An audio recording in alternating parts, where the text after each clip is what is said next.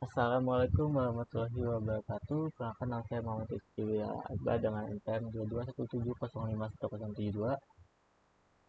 Pada presentasi ini saya akan membahas proyek UAS atau kuliah DMPM. Di sini saya membahas tentang conformal prediction, khususnya split conformal untuk regresi. Jadi intinya metode ini membuat model tidak hanya memberikan prediksi angka, tapi juga interval ketidakpastian yang terkalibrasi dan sifatnya distribution free serta model agnostik. Kita mulai dari masalahnya. Jadi di sini ada latar belakang dari masalah. Masalah utama pada regresi adalah model biasanya hanya menghasilkan prediksi titik atau y-hat. Padahal prediksi titik tidak memberi tahu seberapa yakin model terhadap prediksi tersebut. Dalam dunia nyata, kita butuh informasi ketidakpastian untuk mengukur resiko misalnya saat memperkirakan harga atau permintaan. Jadi target proyek ini adalah membangun interval prediksi yang terkalibrasi, contohnya pada level 90%. Diharapkan sekitar 90% nilai aktual masuk ke dalam interval yang kita hasilkan. Lalu bagaimana ide conformal prediction menyelesaikan ini? Lanjut ke ide utama conformal prediction. Jadi conformal prediction adalah kerangka kerja untuk membangun interval prediction yang distribution free. Artinya, tidak perlu asumsi distribusi error tertentu seperti normal. Selain itu, CP juga model agnostik, jadi bisa membungkus model apapun, misalkan random forest, ridge, SVL, bahkan neural network. Selanjutnya, jaminan yang diberikan biasanya berupa coverage marginal pada asumsi data exchangeable atau IID. Di proyek ini saya memakai versi yang sederhana dan umum, yaitu split conformal dengan pembagian data menjadi train, kalibrasi atau calibration, dan test. Berikutnya langkah algoritmanya. Baik, langkah-langkah algoritmanya. Yang pertama, saya latih model dasar pada training set. Lalu selanjutnya yang kedua, pada calibration set saya prediksi nilai target lalu hitung residual absolut. Seperti berikut. Residual ini menunjukkan seberapa besar kesalahan yang wajar terjadi. Lalu yang ketiga, menentukan tingkat kesalahan alpha. Misalkan alpha sama dengan 0,1 berarti target coverage-nya 90%. Lalu yang keempat, ambil kuantil residual pada level 1 min alpha sehingga didapat y-hat. Lalu yang terakhir, untuk data baru, interval prediksi dibentuk sebagai y-hat min k-hat, y-hat plus k-hat.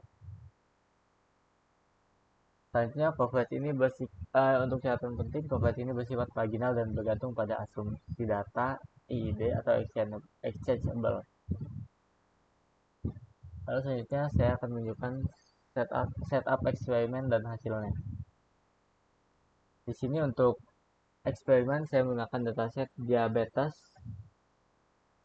yang diambil dari scikit-learn dengan 442 sampel dan 10 fitur. Data saya split menjadi 60% untuk train, 20% untuk calibration, dan 20% untuk test. Lalu model dasar yang digunakan yaitu random forest regression. Selanjutnya saya evaluasi dua hal, yaitu kualitas prediksi titik dengan MAE dan MSE, lalu kualitas interval dengan empirical coverage dan rata-rata lebar interval. Di tabel ringkasnya ini saya tampilkan hasil untuk dua nilai alpha. Untuk alpha sama dengan 0,1, targetnya untuk target coverage 0,9, coverage-nya didapat pada angka 0,9213. Lalu average width-nya di angka 196,5803. Lalu MAE 44,6882. Lalu LMSE-nya di 55,5404. Lalu untuk alpha 0,05 dengan target 0,95, coverage-nya didapat dengan angka 0,9663, lalu average width-nya di angka 230,9324, lalu MAE dan LMSI-nya masih sama.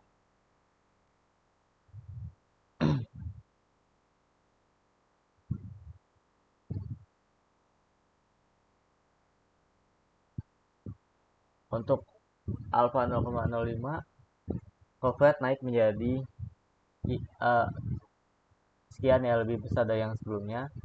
Namun untuk lebar interval juga meningkat menjadi 230, lebih besar juga dari 0,1. Ini menunjukkan trade off yang jelas. Jadi semakin tinggi target coverage, nilai interval cenderung semakin lebar. Selanjutnya di sebelah ini ada contoh visual interval 90%. Titik bulat ini adalah prediksi, sedangkan tanda X adalah nilai aktual dan garis adalah intervalnya. Terakhir saya simpulkan, di kesimpulannya conformal prediction menambahkan interval prediksi pada regresi tanpa asumsi distribusi error tertentu. Dengan split conformal, caranya sederhana, yaitu hitung residual di calibration, ambil kuantil lalu bentuk interval Y hat plus minus Y hat. Lalu hasil eksperimen menunjukkan coverage mendekati target. Dengan trade-off, target coverage lebih tinggi membuat interval lebih lebar.